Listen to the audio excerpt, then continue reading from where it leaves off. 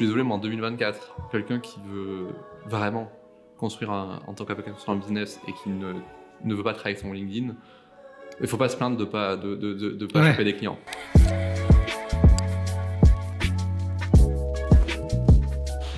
Welcome Guillaume. Bonjour Louis. Ça me fait plaisir de t'avoir avec nous. Plaisir partagé. J'ai voulu que tu viennes ici parce que tu as énormément de choses à partager, je pense, en matière de communication et de marketing pour les avocats. Tu es un vrai exemple, surtout, alors aujourd'hui on te voit sur LinkedIn pour ceux qui ne te connaissent pas, ça cartonne, enfin en tout cas d'extérieur ça cartonne. J'ai l'impression que tu as tout à fait compris les codes pour bien fonctionner dans ton domaine d'activité, dans ton secteur. Tu as un positionnement qui est hyper intéressant, qui est très clair, et ça déjà, tu as rempli, je pense, une belle partie du marché grâce à ça. Donc ça m'intéressait que tu viennes ici pour que tu parles de tes méthodes, pour qu'on aille dans le concret un petit peu sur comment tu t'y prends et pour inspirer d'autres. Tu es vraiment dans l'action, et ça, c'est ça, je pense aussi qui fait beaucoup la différence. Donc Guillaume, je te laisse te présenter pour pas tout dire tout de suite, et puis après, je poserai toutes les questions qui me viennent. Ça marche. Merci de l'invitation. Moi, ça me fait plaisir de partager mon expérience. Donc, je suis avocat de base en droit du travail. Et la spécialité, le positionnement particulier que j'ai développé, c'est l'accompagnement de personnes en burn-out.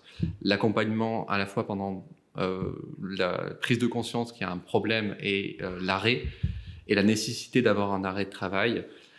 Toute la période de gestion de l'arrêt de travail, où il y a plein de complications pour toutes les personnes qui sont en arrêt de travail long, la partie reconnaissance de maladie professionnelle qui permet de développer pas mal de droits pour cette personne en burn-out, et ensuite la sortie de l'entreprise.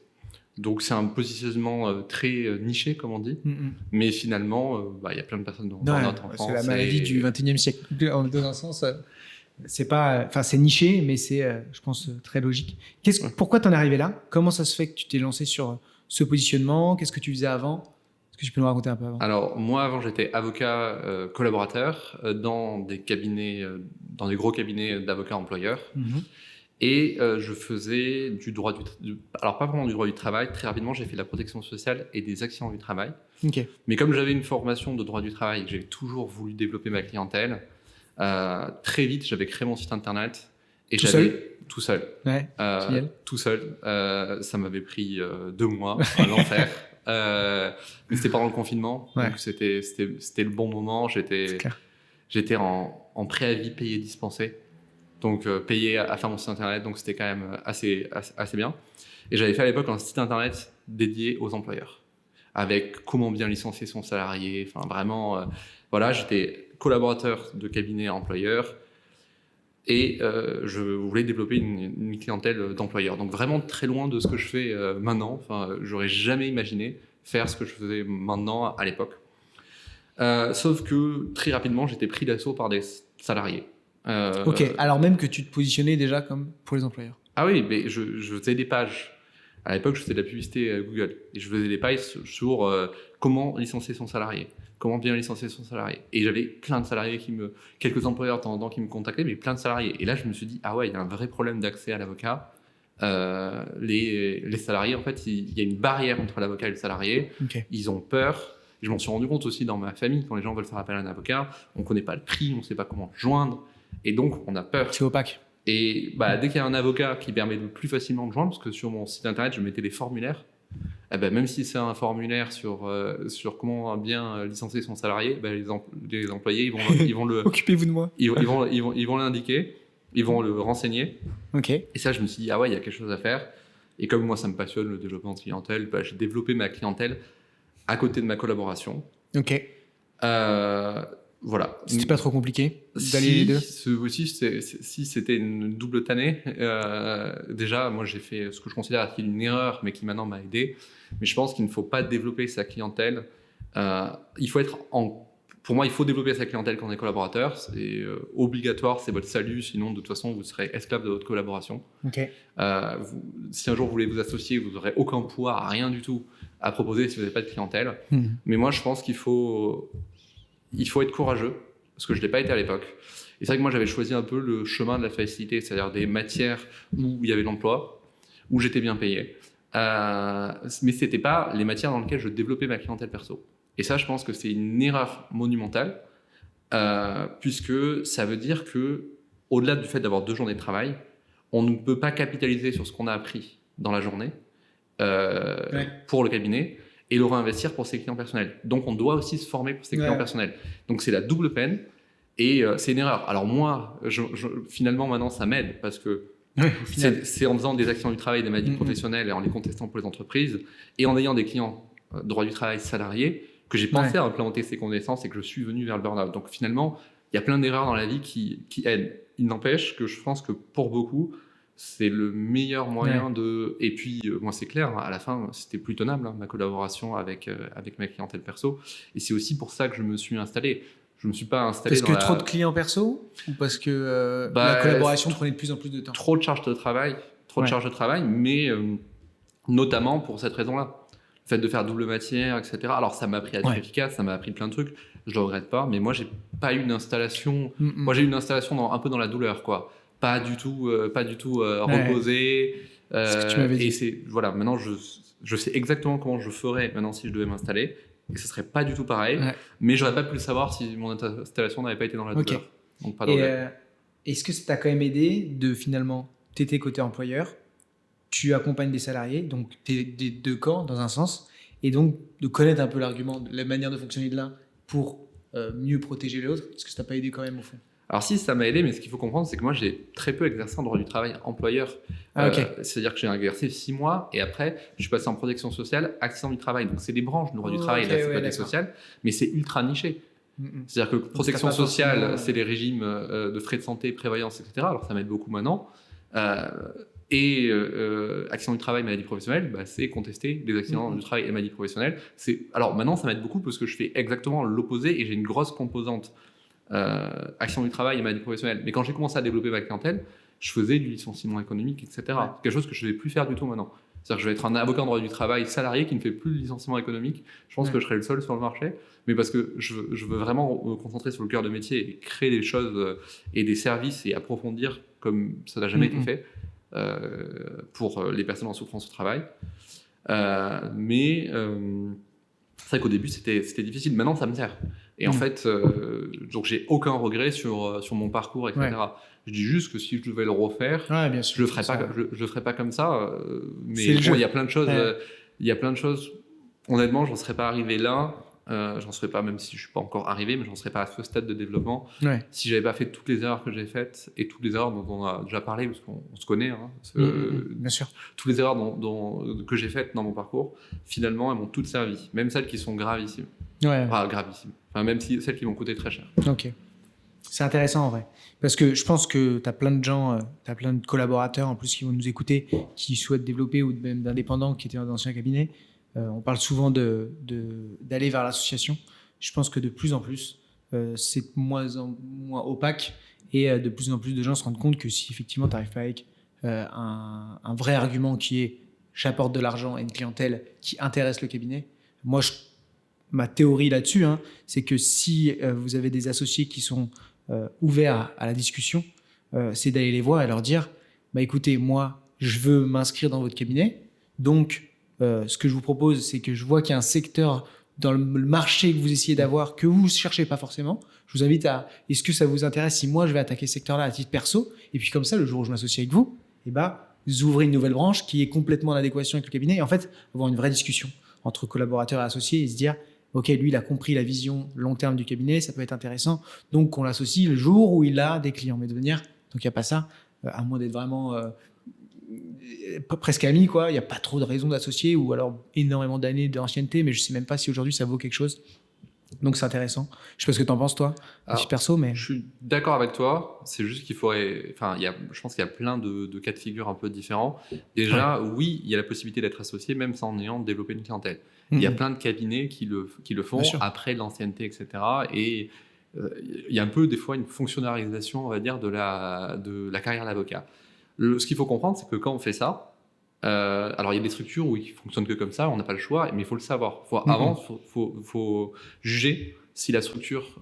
en fait, la structure, quand on est collaborateur, elle est méga importante, la structure qu'on choisit. Et il faut se poser la question, est-ce que je suis là pour me faire une expérience pour aller ailleurs, ce qui est très très OK comme plan de carrière, mais il faut que ce soit un plan de carrière, ou est-ce que je suis là pour rester? Et selon, on fonctionne pas exactement pareil. Il y a des structures où cette évolution de carrière un peu en mode fonctionnaire, enfin ancienneté, il n'y a pas le choix. Et c'est souvent des structures très institutionnelles, très vieilles, où ils héritent des gros portefeuilles clients, et c'est un peu un héritage. Le problème, c'est qu'il faut comprendre, c'est que dans ce type de structure, alors au bout d'un moment, ils vous demanderont quand même d'être intéressé par le business. Sinon, ça ne va pas fitter, mais ça ne sera pas forcément pareil. Ça va, par exemple, pour eux, un bon associé, ça va être quelqu'un qui va bien fidéliser ses clients. Parce qu'ils ont déjà un gros portefeuille client.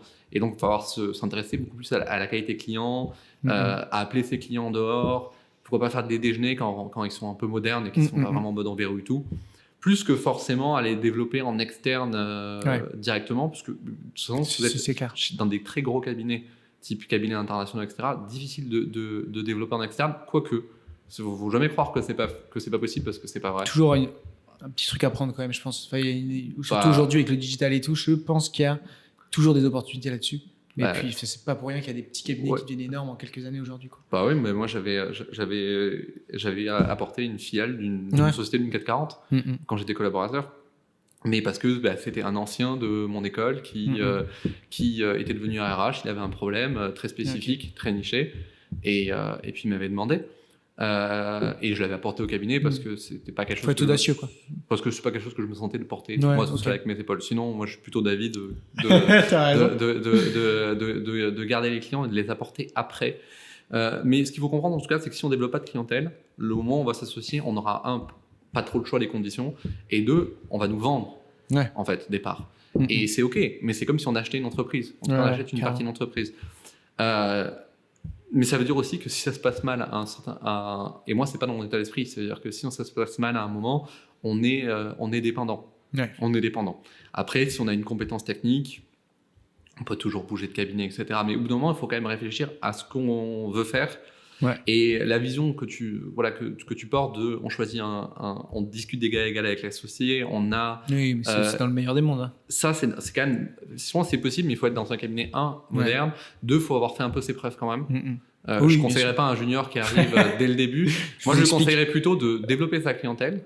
Moi, honnêtement, au début, jusqu'à la toute fin, personne ne savait que je développais ma clientèle. J'avais choisi un nom de domaine, j'avais demandé une autorisation au Conseil de l'Ordre pour ça, parce que moi je voulais pas que ça soit Delors avocat, je voulais que ça soit vraiment discret. T'avais pris quoi? J'ai toujours, c'est Instant Avocat. Oui, c'est vrai. Mais normalement, quand on est individuel, on doit utiliser son prénom et son nom. Et ce que ne savent pas une bonne partie des gens, c'est qu'on peut demander une autorisation au Conseil de l'Ordre d'utiliser une marque. Donc moi, c'est une marque déposée, par exemple. Mais ils ont accepté. Il faut juste avoir l'acceptation. Il ne faut pas que ce soit trompeur ou quoi. Il faut juste faire les choses bien et demander l'autorisation. J'avais eu quand même un client avec qui on n'avait pas pu signer parce que justement, il voulait créer quelque chose mais en fait, ça donnait l'impression que c'était une institution.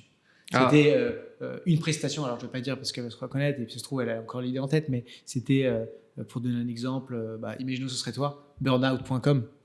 Totalement impossible. Et là, pour le coup, ça dépend du barreau. Elle était sur Versailles, pour le coup. Alors là, pour le coup, je pense que les textes sont clairs sur le fait que ce ne soit pas possible. Maintenant, c'est pas possible. Je vais te dire un truc. Je ne sais pas si je peux dire ça comme ça. Moi aussi, je vais le dire. Moi, je ne le ferai pas, parce que je suis quelqu'un de plutôt prudent. Maintenant, je pense que les gens qui feraient ça, par exemple, burnout.com, rapport coût-avantage, ils auraient peut-être intérêt à le faire. Parce que j'ai vu des confrères qui ont utilisé comme ça des noms complètement interdits pour leur cabinet, mais vraiment des noms qui étaient en cachet, quoi. Non, pas en cachet. C'est-à-dire que c'était des noms de matière. Mais vraiment, et on n'a pas le droit de faire une nom de matière. On n'a pas le droit d'appeler son cabinet droitdutravail.fr. Mais j'ai vu des confrères le faire. Je pense qu'au bout d'un moment, ils sont fait toper par le Conseil de l'Ordre. Ils ont payé, puis ils continuent. Ils ont dû se faire taper sur les doigts, et ils ont transformé leur nom de domaine en LegalTech qui renvoie vers eux. Et c'est très intelligent, hein. Mais au final, de transgresser la règle à payer. Après, c'est pas un conseil que je donne, c'est pas ce que je fais, mais c'est intéressant. Mais en tout cas, mais c'est bon à savoir pour un individuel de se dire, ok, je vais me lancer, je vais pas m'appeler nom prénom parce que j'ai envie d'avoir quelque chose d'un petit peu plus brandé, un peu sympa, des noms qui même des noms qui veulent rien dire, mais une marque, quoi, comme t'as fait. Et bon, là, pour le coup, ça veut dire quelque chose. Mais voilà, c'est toujours bon. On se pose toujours ces questions-là. Et c'est toujours un peu flou, en plus. Ça dépend un peu le barreau. Pour le coup, c'est très clair. En déontologie, moi, je l'ai découvert dans le... Alors, il y avait un membre du Conseil de l'Ordre qui ne le savait pas. Parce que quand j'ai fait valider mon site internet, il m'a dit non, mais vous n'avez pas le droit d'utiliser un nom. J'ai une autorisation du Conseil de l'Ordre. Ok. Vous venez de m'autoriser. Donc, j'ai le papier. Mais en fait, on le sait peu, mais c'est écrit dans le droit de l'autre pratique action. Vous pouvez avoir un nom de marque. Il faut juste le demander. Il faut le justifier. Alors, moi, je l'ai justifié sur 2 raisons. Un, je veux créer une marque pour plus tard. Alors finalement, c'était un mauvais choix de nom de marque. Bon, à l'époque, je ne savais pas. En plus, il y a un autre Guillaume Delors qui est avocat. J'ai pas envie de faire une confusion avec leur nom. Ça, c'est clair. Et ils m'ont pas posé de questions. Et j'ai eu le papier, paf, autorisé. Et puis voilà. Donc ça n'a pas été très compliqué. Ça a été une simple lettre. Donc franchement, j'encourage tout le monde à le faire. Voilà. Ok, trop bien. Alors, on va retourner un peu sur toi, sur ce que tu mets en place, etc. Donc, tu t'es spécialisé dans le burn-out. Alors là, dit comme ça, c'est un positionnement qu'on peut se dire comme un autre, etc. Mais en plus de ça, tu as commencé à communiquer sur LinkedIn. Moi, je trouve ça...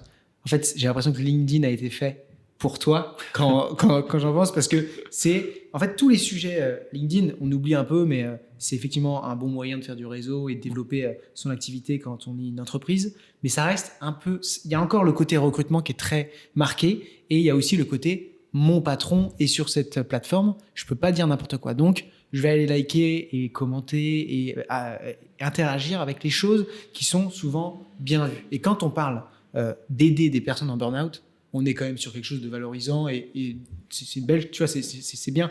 Et en plus, ça reste, il y a un côté travail. Enfin, il y a plein de choses qui fait que ça te lie à cette plateforme et que je trouve ça hyper pertinent que tu sois dessus. Et ça fait qu'aujourd'hui, déjà, tu communiques super bien.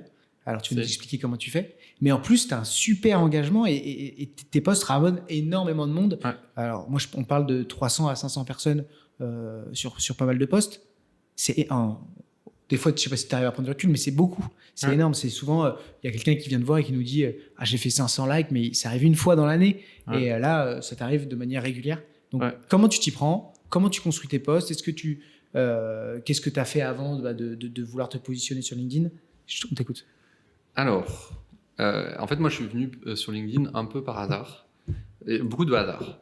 Par contre, maintenant, je trouve que, je suis désolé, mais en 2024, quelqu'un qui veut vraiment construire en tant qu'avocat sur un business et qui ne veut pas travailler sur LinkedIn, il ne faut pas se plaindre de pas choper des clients. Okay. Parce que pour le coup, c'est une plateforme exceptionnelle.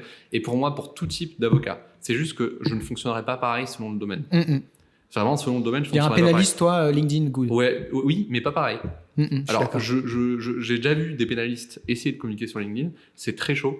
En fait, si j'ai été sur LinkedIn pénaliste, je ne m'adresserai pas aux confrères.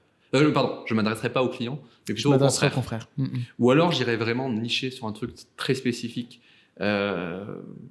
Pourquoi pas du routier, j'en sais rien. En fait, il faut tester. C'est-à-dire que là, on se dit que le pénal sur LinkedIn à destination des clients, ça ne marche pas. En fait, on n'en sait strictement rien.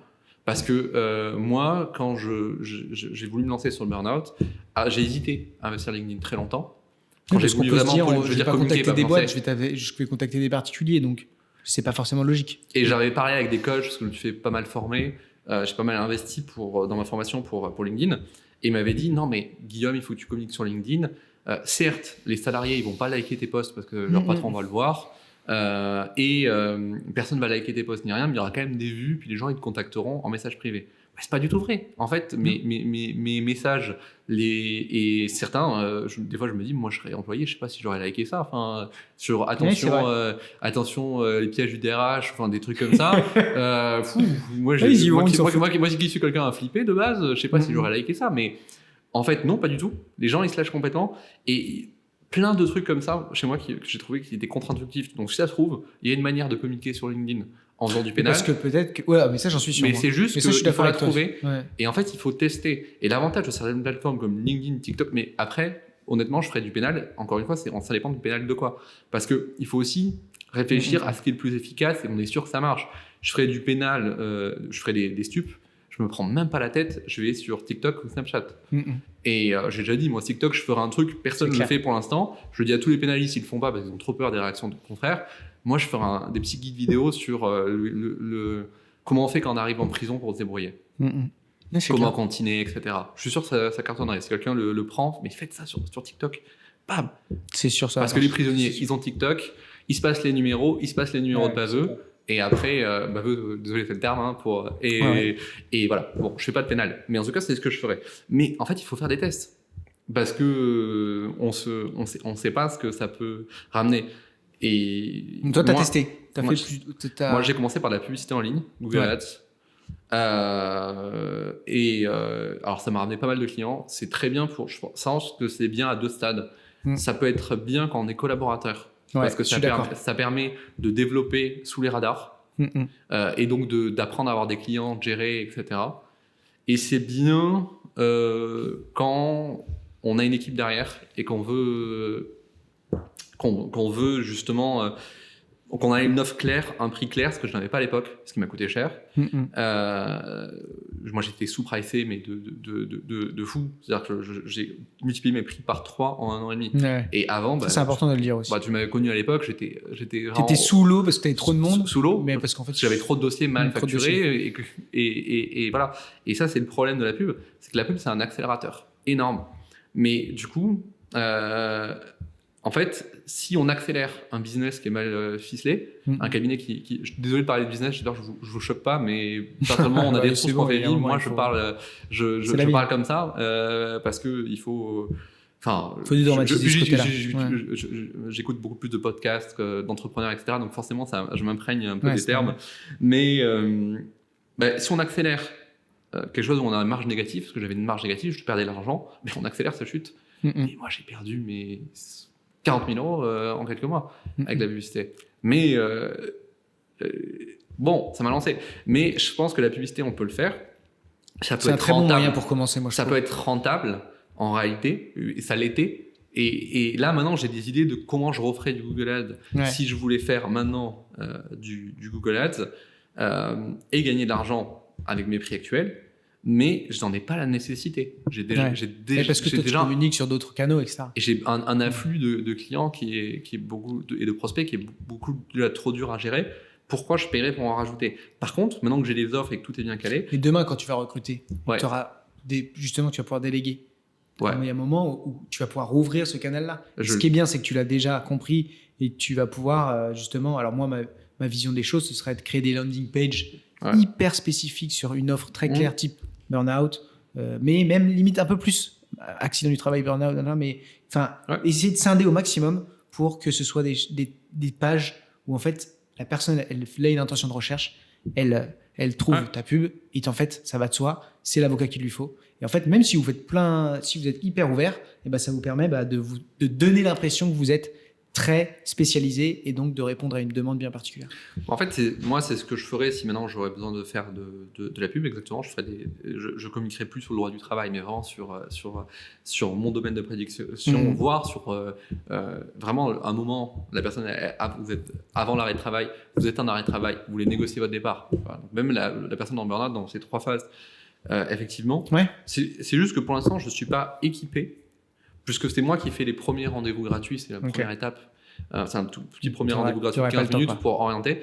Donc, de toute façon, je ne peux pas me découper en 10 000. Mais le jour où j'ai une personne qui fait le premier rendez-vous à ma place, je pense qu'effectivement, je mettrai de la pub.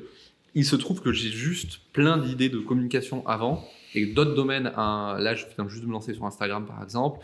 J'ai tellement de domaines, j'aimerais avoir mon podcast un jour, j'ai tellement de domaines à investir. J'ai vu que le format masterclass marchait du tonnerre que c'est pas ce que je ferai immédiatement, mais par contre, demain je reviens collaborateur, je pense que c'est peut-être celui-là que je ferai, parce que c'est le seul moyen de développer pour la clientèle particulière sous le radar. Mais de la même façon, donc, tout à l'heure je disais, il faut essayer de faire la même matière quand on développe. Je pense qu'une autre erreur, et ça, je pense qu'il y a peu de collaborateurs qui seront d'accord avec moi, mais moi je la pense quand même, c'est que si on est en cabinet d'employeur, il faut essayer de développer des employeurs. Si on est cabinet de salariés, développer des salariés. On peut développer un peu de salariés quand on est en cabinet d'employeur, mais si votre but, c'est d'être associé en cabinet d'employeur, c'est bien de se faire la main et défendre quelques salariés, mais en fait, il faut apprendre à rentrer des employeurs, parce que c'est ça qui va vous permettre de monétiser le jour où vous l'associez. Bon, je fais une petite digression. Non, mais c'est intéressant. Mais pour moi, la matière, c'est pas que la matière. C'est la matière et la clientèle aussi. Ouais. Mais je parlais avec un gars, justement, qui voulait s'associer dans son cabinet. Et le cabinet faisait de l'accompagnement de copro et lui disait mais moi je suis en train de développer ma clientèle puisque je récupère tous les dossiers que le cabinet veut pas. Mais en fait, non. C'est exactement ce qu'il faut pas faire. Je lui ai dit mais là vous êtes en train vous serez bloqué en fait là si vous continuez. Arrêtez de prendre ces dossiers et allez voir des acteurs qui aimeraient toucher eux, et c'est ça qu'il faut faire, parce que sinon vous allez vous associer dans un cabinet qui s'occupe des personnes que votre cabinet s'occupe pas, quoi. En fait, pour moi, le seul bon plan de faire ça, c'est si le but c'est de partir avec que ces clients-là t'intéressent à toi, ces clients que le cabinet ne veut pas, ils t'intéressent à toi et que tu comptes partir avec. Ouais, c'est ça. Là, dans ce cas-là, super bon plan, tu vois. T'es en cabinet de droit du travail, ils font pas de droit des affaires. Toi, tu as un DJCE et tu as pour but de faire un cabinet généraliste de droit des affaires. Bon, je sais pas si c'est une bonne idée. Mais bon, j'essaie de voir un cas. Typiquement, moi, je suis en accident du travail, maladie professionnelle, mais tu as pour but derrière de... Mais je pense qu'en fait, non, il faut partir de cette collaboration et aller directement dans la collaboration qu'il fait. Je pense que faire un peu de salarié, par exemple, au début, quand on est même en cabinet d'employeur, c'est pas mal. Ça permet d'avoir l'autre vision et puis de voir aussi si finalement on préfère pas ce type de clientèle. Mais après, une fois qu'on a choisi, il faut rester censé et rester dedans. Pour revenir à LinkedIn et comment je me suis mis dedans, donc j'avais commencé avec la pub. Il y a quand même un inconvénient, la pub qu'il faut dire, c'est que, et c'est pour ça que je préfère maintenant si je ferais de la pub, ça serait différent, c'est que quand on fait de la pub, quand on est collaborateur, je pense que c'est un bon plan parce qu'on peut être sous le radar pour le particulier. Pour les entreprises, ça marchera pas forcément pareil. Et pour moi, on peut pas. Pour les entreprises, on peut développer autrement sous le radar. C'est le physique. Là, moi, pour les entreprises, je ferais le physique et j'essaierais de mettre dans des réseaux, de discuter et de networker et de me faire une crédibilité. Et après, quand j'aurai un peu plus d'éléments, j'en parlerai un peu à mon associé, j'amènerai de temps en temps un ou deux dossiers. Et après, c'est là que je pense ta proposition de « Ah ouais, j'ai vu que vous faites pas cette niche, et que ça vous va si je communique ». Et il y a plein de cabinets modernes qui seraient... je vois, par exemple, mon ancien cabinet, si on leur dit... si un collaborateur était venu voir son associé et avait dit « Ouais, moi j'ai trop envie de développer les SS2I, les ECN, mais je veux trop développer les ECN, je vais écrire plein d'articles dessus, faire des conférences, etc. » Ouais, sûr. C'est bien ça. Et limite, s'ils sont pas OP, alors que si vous y arrivez en tant que débutant en faisant comme ça, forcément vous allez leur faire peur. Mais si vous avez fait vos preuves, parce qu'après il faut pas entacher le renom du cabinet. Mais si vous avez fait vos preuves techniquement, que vous avez apporté quelques dossiers, que vous avez gardé quelques dossiers, et que vous en parlez à votre associé, et qu'il est là, oh non, il faut pas machin, posez-vous la question de est-ce que vous voulez vous associer avec ce cabinet aussi. On oublie souvent le Graal, c'est l'association, mais personne ne se pose la question est-ce que je veux vraiment être associé avec cette personne, alors que vous allez vous lier financièrement en termes de réputation, en termes de développement avec quelqu'un quand même. Et on oublie, on n'a pas ce côté entrepreneur dans les avocats. Donc moi j'ai commencé par la pub, je pense que ça peut toujours être pertinent, mais ça se réfléchit dans certains cas. Pour l'instant, pour moi, c'est en stand-by. Donc, s'il y a des prestataires, pas la peine de m'écrire pour me dire moi, je ferai mieux, etc. C'est pas une question de mieux. C'est juste, moi, pour l'instant, j'ai pas les bras pour, même si je mets en chose les places. Donc, pas de problème. Comment je suis venu sur LinkedIn ? En fait, j'avais posté. Ça fait longtemps que je procrastinais le fait de venir sur LinkedIn. Je voyais que ça avait l'air d'être un monde extraordinaire. J'avais peur de pas avoir d'écho. J'avais beaucoup de peur de communiquer. LinkedIn, je pense que c'est un réseau où on a vraiment très peur avant de communiquer. On a peur du jugement, etc. Et moi, je m'en suis complètement libéré, mais vraiment complètement maintenant. Mais avant, j'avais une peur. Je me disais, mais tous mes anciens de mon cabinet, ils vont me voir, ils vont me trouver ridicule. Moi aussi, j'avais trouvé ridicule des posts sur LinkedIn. Enfin, ça a fait... Mais quand je fais le bilan de tout ce que ça m'a apporté dans ma vie, c'est en train de changer ma vie. C'est la meilleure décision que j'ai prise. Et en fait, un jour, j'ai voulu recruter un stagiaire et j'ai posté une annonce, mais un peu différente, en expliquant ma vision de comment on va travailler chez moi. Et là, j'ai eu énormément de personnes qui sont venues et énormément de personnes qui étaient pile dans ce que je voulais. Là, je me suis dit, ah ouais, c'est puissant l'algorithme quand même. Il a tapé pile là où je voulais. Et à côté, j'avais fait une annonce sur un autre site où on fait tous des annonces et en fait la qualité des candidatures ça n'avait rien à voir avec ce que je voulais. Il y avait peu de visibilité. Et là je me suis dit ok ouais c'est pas mal. Et je me suis dit il faut que je teste, faut que je teste LinkedIn. Et je me suis inscrit à un bootcamp LinkedIn pour avocat. Et c'est la meilleure décision que j'ai prise. C'était quoi le bootcamp? Tu peux le dire ou tu peux le dire si c'est pas caché, mais... Non, je peux très bien le dire. C'est juste que j'ai un trou. Un trou. C'est l'entraînement. Ok. Ah oui, c'est pareil qu'Alizé Chazal qu'on a eu ici. Okay. Qui avait trouvé ça sympa. Très bien. Alors c'était très bien et surtout on oublie parce que souvent les gens qui me contactent ils me disent ouais mais pourquoi je ferais ça, je peux avoir une formation etc. En fait moi c'est tout simple, j'aurais jamais posté si Sabine et Estelle donc, si elles me voient je leur remercie. Je leur ai demandé de venir, Estelle je lui ai proposé de venir ici, elle m'a pas répondu. Je vais la relancer. Si elle te voit voilà je dirais que c'est très sympa donc qu'est-ce que je voulais si j'avais pas fait ce bootcamp, je n'aurais jamais communiqué sur LinkedIn parce que j'ai procrastiné jusqu'au dernier moment. Et le fait d'avoir payé pour le bootcamp, le fait d'avoir des personnes qui t'écrivent, Estelle et Sabine m'écrivent pour dire bon, c'est quand que tu publies. Ça m'a forcé à publier. Ils t'ont forcé, ils t'ont bougé. Bah ouais, mais j'avais besoin de ça. Et après j'ai vu les retours et après je me suis dit c'est bien. Mais j'ai quand même eu de mal. Il n'y a que depuis quelques semaines j'ai une régularité. Moi j'ai très peu de régularité sur LinkedIn. J'ai de la chance, c'est qu'à chaque fois ça marche pas mal, du coup je suis pas mal occupé, etc. En tout cas parce que pour connaître un peu les leads, ce genre de choses, les prospects pardon, quand tu postes en règle générale, donc là toi en plus ça envoie à fond, tu sais combien tu as d'impressions environ et tu sais combien de personnes environ te contactent? Environ j'aurais du mal à te dire. Dernièrement tu sais pas? Dernièrement, je pense que je fais 20 000 impressions à 30 000 par post. Voire plus. Voire plus. Le maximum que j'ai fait, je pense que c'est 150 000 ou 200 000 impressions. Pour moi, en dessous de 10 000, c'est un mauvais post. Mais vraiment. Et ce qui est beaucoup de chance. Ne dis pas ça. Non, mais je rigole. Non, mais après, on n'a pas le même type de clientèle. Non, toi, tu t'adresses aux avocats. Il y a 30 000 avocats en France. Oui, non, mais bien sûr. Moi, je m'adresse à tous les avocats en France. Donc, à partir de là, tu sais très bien que si toi, tu fais 1000 avocats qui regardent tes posts, c'est énorme. Dans un sens, c'est énorme. Alors, nous, on a plus quand même, parce qu'on commence à avoir une belle commu. Mais je suis d'accord. Non, mais 10 000, c'est un très beau chiffre. Et puis surtout, derrière, qu'est-ce que tu vois, les gens te contactent par où, comment tu arrives à les filtrer, etc. Donc, ce que j'ai mis en place, c'est poster régulièrement. C'est la base. Il y a plusieurs techniques entre guillemets pour ramener les gens vers soi. La plus simple, c'est tout simplement et ce que j'ai fait au début, c'est de mettre dans son profil un lien vers un Calendly avec un petit rendez-vous découverte de 15 minutes et puis de temps en temps sur les posts dire en fait si vous avez rencontré la difficulté dont j'évoquais, n'hésitez pas à prendre rendez-vous dans mon Calendly. L'autre technique sinon que je ferais peut-être si je revenais au début, pour ceux pour qui les posts marchent moins bien entre guillemets, je pense que j'inciterais les gens à venir me parler en MP. Parce qu'il y a quand même une barrière de prendre rendez-vous Calendly qui est beaucoup moins élevée sur les MP. C'est un niveau d'engagement qui est beaucoup plus... Voilà. C'est juste que moi je suis à un stade où je dois quand même où je dois industrialiser les choses, sinon je me mets en difficulté. Mais si j'avais moins de prospects, et qu'est-ce que tu fais? Tu tries?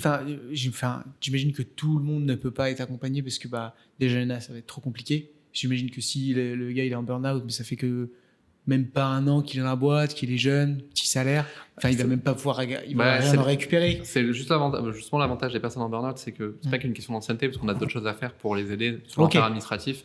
Et donc, autant avant, en droit du travail, justement, je filtrais vraiment en fonction de l'ancienneté et du salaire, autant maintenant, j'ai toujours une plus-value. Il faut juste expliquer clairement à la personne que je suis pas là pour lui obtenir 100 000 euros de dommages à intérêts, ça je peux pas le faire, et que je vais l'aider avec tous les papiers et toutes les tracasseries d'un arrêt long. Et donc, en fait, je vais quand même avoir une valeur à lui apporter. Non, c'est juste que maintenant je suis. Après, dès le début, j'ai été très organisé. En fait, comme j'ai commencé par le monde de la publicité, et la publicité, on paye, on a des prospects. Donc très vite, j'ai dû gérer des grosses quantités de prospects. Donc très vite, moi, j'avais un CRM. Très vite. T'as quoi comme CRM? Pipedrive. Comme nous. Ouais. Non, mais on en a parlé et vous avez raison. La plupart des avocats n'ont pas de CRM. Même pas de système je pense ceux qui sont en affaires, ils n'ont pas besoin forcément de CRM, stricto sensu, mais ils n'ont pas forcément de liste de personnes à qui envoyer des chocolats, à qui proposer des déjeuners. Enfin, voilà, ils n'ont pas de base de données déjà. De personnes à soigner. Enfin, c'est juste fou. Mais c'est vrai qu'on est très mal organisé, on ne nous apprend pas ça. Mais très vite, c'est vrai que moi, que la personne qui me contacte, elle est automatiquement ajoutée dans mon CRM, etc. Après, c'est... Donc, tu payes Calendly, du coup, j'imagine? Oui. Et en gros, Calendly, tu as une automatisation qui fait que ça tombe automatiquement dans Pipedrive. Avec Zapier. Ok, tu utilises, donc, pour ceux qui ne comprennent pas forcément, donc quelqu'un contacte Guillaume, grâce à un outil qui s'appelle Zapier, ça automatise cette prise de contact, ça tombe directement dans ton outil CRM Pipedrive, et derrière, j'imagine que selon ce qui se passe, tu as prévu aussi peut-être des automatisations, type cette personne est intéressée, je vais lui envoyer une série d'emails ou une série alors ça c'est mon fantasme. Mon fantasme, c'est que la personne elle reçoit peut-être même à terme une petite vidéo de moi en disant on a rendez-vous dans quelques jours. Très bien. Voici comment préparer au mieux le rendez-vous. Pas une petite vidéo. Comment tu l'as inscrit dans le mail directement ou c'est un lien? J'ai dit que c'est mon fantasme. Pardon, je ne l'ai pas fait. Génial. Je vais vous contacter et puis j'en profite pour lui envoyer une petite vidéo sur comment payer les frais d'avocat et lui expliquer l'aide juridictionnelle, tout ça, pour que plein de ressources. Soit carré avant. Lui envoyer peut-être un petit peu avant le rendez-vous une petite ressource, genre mon guide sur le burn-out, etc. pour lui montrer que je sais de quoi je parle. Tu devrais faire pareil. Et bon, ça c'est mon fantasme. Mais en vrai, il faut faire les choses petit à petit. Et je pense même pour un avocat qui débute, si on lui parle de Zapier, etc., il va pas s'en sortir. Et donc moi, si je recommençais LinkedIn, je pense que parce que j'aurais pas ce niveau d'industrialisation, je pense que j'essaierais de déclencher des MP et j'essaierais d'identifier les gens dans mes commentaires s'ils ont la souffrance dont ils parlent, et je leur dirais écoutez, si vous voulez en parler, j'ai vu que vous souffrez, parlez-en en commentaire. Et pas immédiatement leur vendre des trucs, essayer de discuter un peu avec eux, etc. Maintenant, j'en suis dans une phase où j'ai 3 à 4 prospects par jour via LinkedIn. Donc, 4 prospects par jour, c'est beaucoup en réalité. Ça fait presque 25 par semaine. Voire plus à un certain moment. Donc, faut les gérer. Ça fait 25, ça fait 12 heures et demie de rendez-vous de découverte. Mais on est à l'étape d'après, c'est-à-dire que je suis en train de me dire, je vais faire un test où ce sera plus moi qui fera les rendez-vous de découverte, ou pas tous. Déjà pour filtrer. Oui, et puis tout simplement pour moi me repositionner sur la prestation, quoi. Après tout, rendez-vous découverte, c'est un rendez-vous gratuit, on a besoin d'orienter. Justement, ça peut valoriser l'avocat aussi. D'avoir quelqu'un qui ne soit pas avocat, qui fasse le rendez-vous découverte et qui dit si vous voulez rendez-vous avec Maître Delors, voici ce qu'on peut faire, etc. Maintenant, ça va être une phase de test. Je pense que pour l'instant, je fais 100% de mes rendez-vous découverte moi-même. Je pense qu'à partir de la semaine prochaine, ça va être. Il y en a un tiers, ça sera plus moi. Et je pense que justement, c'est pour ça aussi que quand ça sera plus moi, j'aurai tout intérêt à faire des vidéos, ce genre de choses, pour créer du lien avec la personne, mais sans que ça soit du lien qui me prenne du temps, parce que là, actuellement, là, j'ai essayé un nouveau format qui est la masterclass. J'ai eu 40 premiers rendez-vous. Qu'est-ce que c'est une masterclass? Alors, une masterclass, c'est une vidéo. Enfin, c'est pas une vidéo, pardon, c'est un live, en fait, tout simplement. Ok, d'accord. C'est un live, donc on communique sur des réseaux, on peut faire un peu de pub aussi. Et puis, à la fin, on a 1 heure sur un sujet. Et après, derrière, on balance... Donc, c'est une forme de webinaire. C'est un webinaire. Ok. Tu fais ça seul ou accompagné? Alors là, j'ai été invité. Et je me suis dit, plus tard, je le ferai seul. Parce que pour l'instant, c'est vraiment intensif. C'est-à-dire que moi, j'ai eu derrière 40 prospects d'un coup. Ok, il faut les gérer. Je ne suis pas structuré pour, mais quand je serai structuré pour, ça sera différent peut-être. Ok. Et comment, alors, ça, si vous voulez en parler, donc c'est intéressant. Donc déjà, tu nous expliquais un peu le cheminement d'un prospect via LinkedIn. Donc ça, c'est top. On n'a pas parlé de la création de tes outils, etc. Mais c'est pas grave. J'imagine que tu utilisais des outils comme Canva pour produire tes contenus, ce genre de choses. Et en plus, tu écrivais tes posts. Peut-être un peu de ChatGPT pour t'aider à construire un petit peu. ChatGPT, il faut l'utiliser pour... il y a plusieurs façons de l'utiliser. Mais moi, j'utilise ChatGPT. On en a beaucoup parlé sur le podcast. Si tu veux, beaucoup pour la correction, pour des idées. Toi, c'est plus dans ce sens-là. Quand je suis bloqué. Pour des idées. Ok. Je suis un peu comme toi pour le coup. Pour brainstormer avec, ou quand je cherche la bonne formulation, je ne la trouve pas, je demande de reformuler. Mais difficile, je trouve, ChatGPT en pure création. Peut-être que je ne maîtrise pas assez bien. Mais je suis comme toi, moi j'ai du mal à produire. Je trouve que c'est pas humain. Mais parce que j'utilise peut-être mal aussi. Et donc on a vu ça. Et moi, je vois que tu fais énormément de webinaires. Alors, quel outil tu utilises? Est-ce que c'est toi qui t'en occupes? J'ai vu que tu faisais ça en collaboration avec d'autres gens. Non. Ça, c'est très intelligent. Ouais. Et en même temps, le jour où tu pourrais le faire toi-même, magnifique, encore mieux. Mais voilà, comment tu génères tout ça? Alors là, pour l'instant, justement, c'est pour ça que LinkedIn a changé ma vie. C'est parce qu'il faut voir que LinkedIn, il y a plusieurs choses qui vont se passer pour vous si vous vous mettez à communiquer sur LinkedIn. Donc, il y a les prospects, vous les captez comme vous pouvez. C'est-à-dire que si vous n'êtes pas équipé, vous n'êtes pas outillé au début, comme on a dit, les gens vont vous contacter naturellement par MP. Selon comment vous allez formuler votre post, vous allez aussi pouvoir déclencher des MP. Avec les commentaires, vous allez pouvoir voir qui c'est qui en fait ose pas vous contacter mais a envie de vous contacter. Vous allez pouvoir discuter avec ces personnes. Ça, c'est la partie vraiment artisanat. Au début, j'ai pas beaucoup de machin, etc. Je veux lancer la machine. Moi, là, je le ferai pas, mais si vous débutez, c'est comme ça que je ferai. Ensuite, vous professionnalisez un peu et rendez-vous de découverte. Continuez à poster régulièrement. Et pas forcément, moi je suis pas les structures pass, toutes les structures de copywriting, etc. Je les utilise pas. Je fais naturellement, j'essaye de raconter une histoire et c'est ça qui marche. Et du coup, et là, il y a tout un monde qu'on oublie sur LinkedIn, qui est qu'il n'y a pas que la génération de prospects. C'est que derrière, il y a des personnes qui sont dans le même domaine que vous et qui vont vous contacter. Faire de la prescription, tu veux dire? Et oui, c'est pour ça que moi, si j'étais avocat d'entreprise, je communiquerais sur LinkedIn, mais je pense pas que ça soit. Tu cherches des prescripteurs, quoi. Ben ouais, moi j'irais chercher les prescripteurs. C'est juste que là, et j'irais chercher beaucoup plus à la main. J'irais vraiment, beaucoup Donc plus toi, à la main. J'irais chasser. C'est qui tes prescripteurs en l'occurrence? Ça va être des psys, des coachs, ce type de personnes? Exactement. Donc là, je suis en train d'essayer de mettre en place des partenariats. Mais en fait, en communiquant sur LinkedIn, ça a changé ma vie et même ceux de mes clients de plusieurs façons. Déjà, j'ai eu des prospects. Et ensuite, tous les professionnels de mon corps de métier, j'ai commencé à interagir avec eux, ce qui va me permettre, moi, mes clients, de les renvoyer aussi vers des personnes beaucoup plus aptes à traiter les personnes en burn-out. Et en plus, moi, j'ai appris plein de trucs, accessoirement, à leur contact. Et donc, je traite mieux les personnes en burn-out. Donc, c'est un cercle vertueux. Et c'est là que j'ai des propositions très régulières d'invitation dans des lives ou des webinaires, ce podcast aujourd'hui. Carrément. Et ça, c'est LinkedIn qui le fait aussi. Il ne faut pas oublier, on ne le comptabilise pas directement dans les prospects directs, mais en fait, ça va vous permettre de nouer énormément de partenariats. Et je vous demande même, c'est un truc que je vais tester, si les partenariats et la prescription de dossiers, ça ne va pas devenir ma source numéro 1 de clientèle. Possible, parce que je n'ai pas forcément envie d'être totalement dépendant de LinkedIn, mais on peut en sortir. Enfin, je vais continuer, mais on peut en sortir. Et donc, ces webinaires, en fait, je suis invité. Et c'est juste que comme je vois que toi, tu les organises jamais? Non, mais si j'étais en recherche de prospects, par exemple, je pense que là, par exemple, typiquement, je peux pas les démarcher. Okay. Je peux pas aller démarcher des personnes en burn-out en disant « Au fait, vous souffrez, etc. » C'est pas déontologique et puis c'est même pas possible et puis c'est juste pas... Mais par contre, là, si j'étais en difficulté de prospect, moi, j'irais démarcher, j'irais regarder les personnes dans ma niche qui sont... je sais que je m'étale un peu. En tout cas, je sais pas si c'est... Moi, j'irais chercher des personnes dans ma niche qui ont des communautés déjà et je leur proposerais d'intervenir en live pour eux parce qu'eux, ils sont contents. Parce que pour leurs clients, ça fait énormément de valeur. Pour leur audience, ça fait énormément de valeur. Et c'est la force de l'avocat en plus. La visibilité. Ah ouais. Et l'avocat est toujours la bienvenue sur un webinaire un peu technique, sur un sujet, sur une thématique. C'est ça. Et mais en fait, là, moi, j'ai pas besoin d'aller chercher. Honnêtement, ils viennent vers toi. Ils viennent vers moi. Ils me proposent. Déjà parce que tu l'as fait une fois ou deux, et du coup, c'est plus facile, je pense. Une fois qu'on l'a fait une ou deux fois, en fait, les concurrents de la personne contactent. Parce qu'ils ont forcément vu. Mais honnêtement, les invitations sont allées assez vite. Hein. Ça va quand même assez vite. Et puis sinon, il faut les provoquer.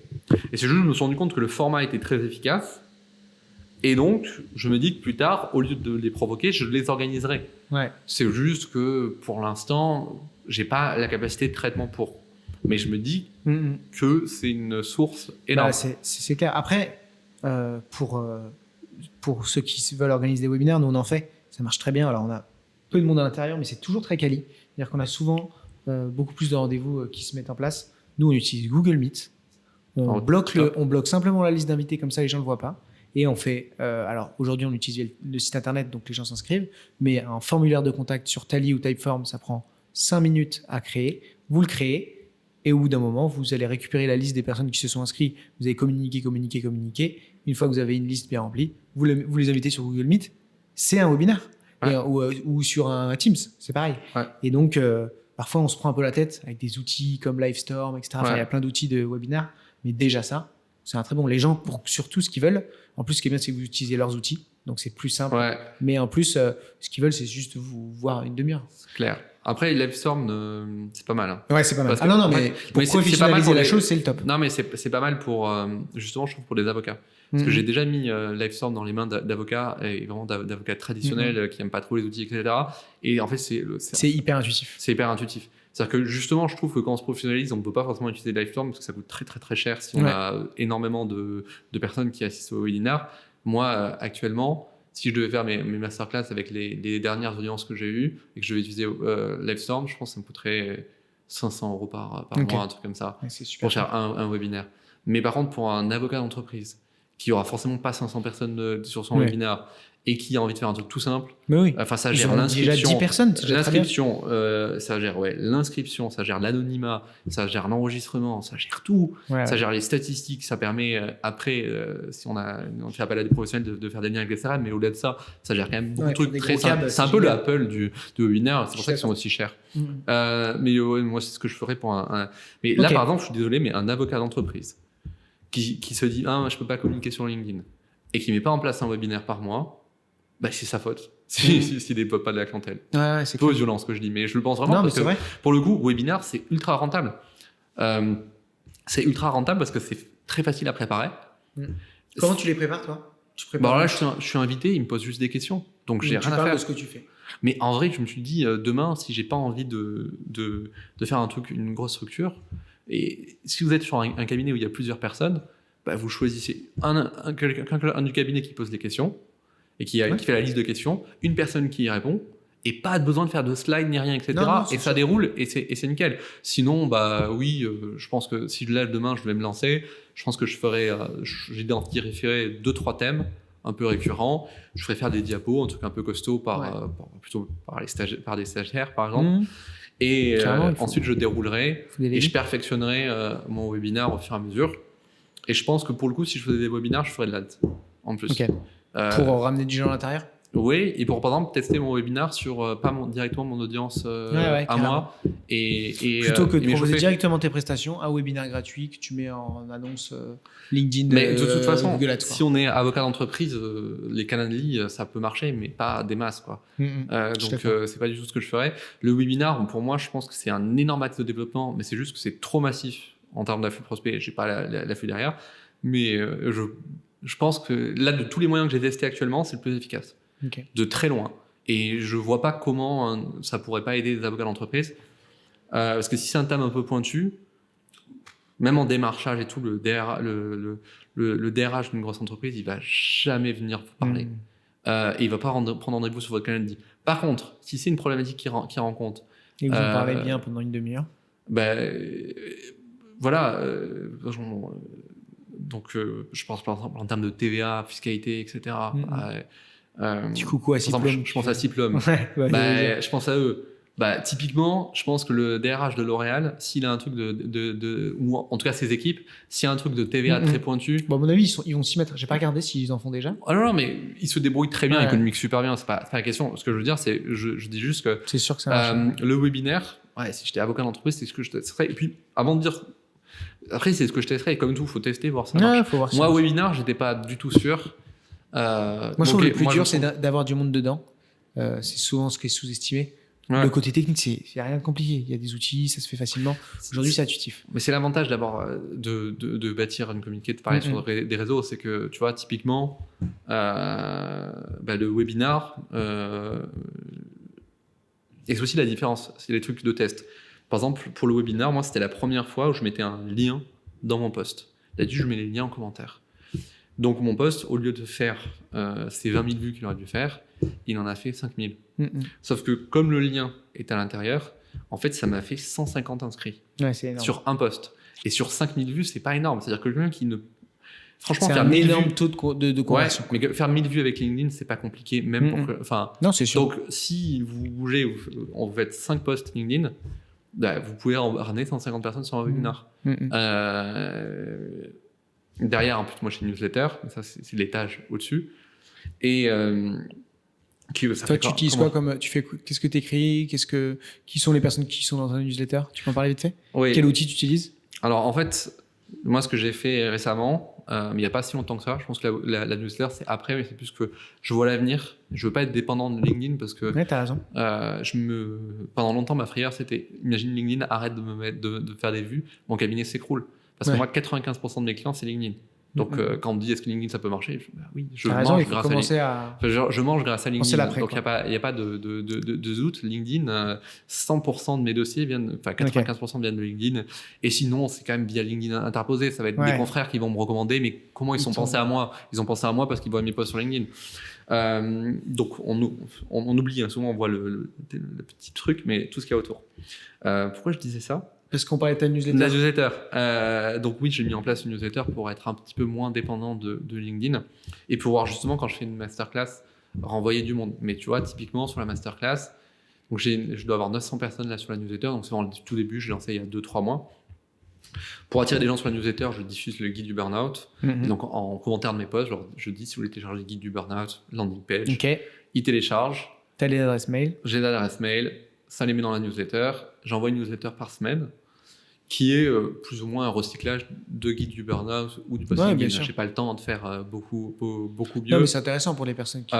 mais l'idée, c'est que c'est une première étape. Faut pas trop se prendre la tête au début d'une newsletter. Faut de toute façon, une newsletter, pour moi, c'est des mails de 3 minutes. Enfin, ça peut toujours être tout et n'importe quoi, mais faut pas y passer des heures et des heures. C'est quelque chose de simple que les gens peuvent lire, qui a une info intéressante, et puis ils passent à autre chose, quoi. C'est un mail. C'est ça. Oublie que c'est un mail, quoi. Mais quand on est avocat, je pense, de particulier, c'est pas forcément la première chose à mettre en place. C'est qu'il faut mettre après. Par contre, la newsletter, quand on est avocat d'entreprise, alors là, pour le coup, je l'ai vu l'envers. C'est pour moi une immense erreur de ne pas avoir de newsletter. Mais c'est la plus grosse erreur. Pour moi, c'est avant de communiquer sur LinkedIn, il faut avoir une newsletter. Pour ceux qui veulent une inspi, moi je suis beaucoup ce que fait Blast Avocat. Ils ont créé une, je sais pas si tu vois qui c'est, 2 avocates en IPIT, et elles font, moi j'ai accompagné tellement d'avocats sur la création d'une newsletter, mais du coup elles font ça sur Substack et ça s'appelle La Douille. J'espère les avoir, normalement on a prévu un épisode. Trop bien. Donc, mais c'est génial ce qu'elles font. Et la newsletter est bien écrite. Je vais regarder pour s'inspirer. Pour m'inspirer. Mais non, je dis que c'est une énorme erreur parce qu'on oublie un truc. C'est que quand on est avocat d'entreprise, et ça je l'ai vu, parce que je suis dans un cabinet qui envoyait des newsletters, alors pas du tout de newsletter public, ils envoyaient juste une newsletter à leurs clients. Mais ils avaient cette vision-là. Ça, c'est dommage de s'arrêter à ses clients. Ouais, mais c'est pas si dommage que ça, c'est déjà bien. La plupart des avocats le font pas. Et ils oublient un truc, c'est que le premier potentiel de développement de chiffre d'affaires, je pense, pour un cabinet d'employeurs ou d'entreprise en général, c'est ses propres clients. Et en fait, en envoyant des newsletters, même sans chercher à dégager de nouveaux clients, ils faisaient énormément de business parce qu'ils disaient attention, il vous reste 1 mois si vous voulez conclure un accord d'intéressement. Au fait, il y a des exonérations dans tel sujet, etc. Et les gens, leurs clients, ils disaient c'est vrai qu'il y a de nouvelles exonérations, je dois peut-être mettre en place tel accord, etc. C'est top, en vrai. Mais je sais que ça leur a amené énormément de business. Donc ça, je suis sûr que ça fonctionne. Alors si en plus vous l'ouvrez à d'autres, c'est génial. Mais de pas avoir de newsletter quand on est un cabinet, je pense que c'est la première chose. Parce que le trésor avant de se développer, c'est nos clients existants. Quand on est en cabinet employeur, mais en entreprise, c'est les clients existants, les choyer, faire en sorte qu'ils nous recommandent et faire en sorte qu'ils consomment. Rien de mieux que une newsletter toutes les semaines, toutes les 2 semaines. Et en plus, si vous l'ouvrez à d'autres personnes, ça va fonctionner. Je pense que pour un avocat de particulier, c'est un truc à faire, mais je pense que ça a moins d'intérêt. Mais moi, je ferai en premier, je ferai les réseaux sociaux. Enfin, je choisirai un réseau, je le penserai à mort. Là, toi, tu t'ouvres à Instagram, j'ai vu. Donc du coup, tu t'es mis à faire des vidéos, etc. Ouais, je m'ouvre à Instagram. Comment tu fais tout ça? En fait, je m'ouvre à Instagram essentiellement parce que moi, je suis quand même partisan il faut avoir un réseau sur lequel on est fort avant d'essayer de développer d'autres réseaux. Mais j'ai de plus en plus de contenu, notamment la vidéo et les carousels, que je peux décliner sur Instagram. Ouais, ça marche très bien sur Instagram. Donc, pourquoi ne pas décliner ce que je fais là? Donc à faire, c'est fait. Ce que je veux dire, c'est que je ne fais pas du tout de contenu original sur Instagram et je ne compte pas faire de contenu original sur Instagram. De la même façon que je ne fais pas vraiment de contenu original sur ma newsletter. Moi, j'ai choisi une porte d'entrée qui est LinkedIn Et après, tu déclines. Je vais décliner le reste. Sinon, on meurt. Enfin, je veux dire, on a. Mais non, mais c'est 24 heures dans une journée. C'est juste impossible. Il y a 24 heures et puis on est censé en dormir au moins 8. Ouais. Donc je m'ouvre à Instagram. Tu dors 8 heures, toi? Ouais. C'est ma résolution actuelle. Génial. C'est ma résolution actuelle. C'est la résolution actuelle. Et en vrai, c'est une erreur de pas dormir 8 heures. Ah oui, bah, c'est clair. Parce qu'en fait, on est moins efficace, donc on travaille plus. Ouais. Enfin, moi, quand j'avais quitté ma collaboration, à la fin, j'avais plus aucune efficacité, j'avais plus de jus, quoi. Et l'idée, non, c'est plutôt d'avoir du jus. Mais oui, je m'ouvre à Instagram, mais dans une optique de recyclage. Et là, pour le coup, je remets un peu d'abs. Parce que j'ai vraiment une énorme flemme de refaire une communauté de zéro. Et autant TikTok, c'est facile de se faire une communauté de zéro, autant Instagram, c'est pas si facile. J'ai vu que tu avais déjà beaucoup d'abonnés. 175. Ouais, bah, j'étais 100 un jour. Et bah, c'est 30 € beaucoup. Ouais, mais... J'aurais dû. Non, mais c'est bien. Au moins, déjà, c'est bête, mais des fois, on se sent un peu con quand on a nos premiers abonnés. On est à 10 abonnés, c'est ridicule. Alors qu'en fait, un petit coup de pouce et après, mais la reste va suivre. Sachant que sponsoriser sur des vidéos que tu fais, c'est des gens qui se sont abonnés d'eux-mêmes, c'est intéressant. Bah oui, c'est ça qu'il faut bien comprendre. C'est que là, mais c'est pareil. Moi, je m'étais dit au début, ouais, est-ce que ça va vraiment. Parce que ça sert à rien d'acheter les abonnés, tout ça, si un jour vous faites ça. Ça sert strictement à rien parce qu'ils n'auront aucun taux d'engagement. Donc là, tu as fait une pub sur une de tes publications. Voilà, mais justement, il faut donc ramener les gens et que les gens s'inscrivent d'eux-mêmes et qu'ils aient envie de s'inscrire. Tu as fait une vidéo de présentation? Tu as fait quoi? Non, même pas. Juste, j'ai mis en fait, moi, je recycle. En fait, à un moment, je me suis dit, est-ce que si je recycle mes posts LinkedIn en TikTok, est-ce que ça va marcher?